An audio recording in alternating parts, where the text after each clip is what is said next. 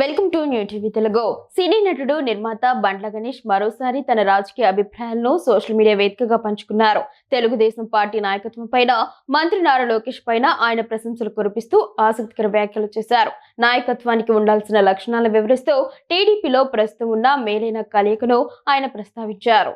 ఈ మేరకు ఆయన పెట్టిన పోస్టులో నాయకత్వం అంటే కేవలం పదవి కాదు, అది బాధ్యత. వినయం అంటే బలహీనత కాదు, అది మహోన్నత గుణం అని పేర్కొన్నారు. టీడీపీలోని సీనియర్ నాయకుల అనుభవం, యువ నాయకుడు నారా లోకేష్ ఉత్సాహం రెండూ కలిసి పార్టీలో ఒక శక్తివంతమైన సందేశాన్ని ఇస్తున్నాయని అభిప్రాయపడ్డారు.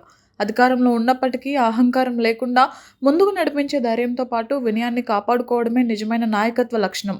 నిజమైన నాయకుడు ముందుండి నడిపించడమే కాదు, తనతో పాటు అందరినీ ముందుకు తీసుకువెళ్తాడు అని బండ్ల గణేష్ తన పోస్ట్లో వివరించారు. అంతేకాదు తన పోస్టుకు ఒక ఆసక్తికరమైన ఫోటోను కూడా బండ్ల గణేష్ జోడించారు. లోకేష్ గత రాత్రి ఉండవల్లి నివాసంలో అనకాపల్లి, చిత్తూరు జిల్లాల కూటమి ప్రజాప్రతినిధులకు విందు ఇవ్వడం తెలిసిందే.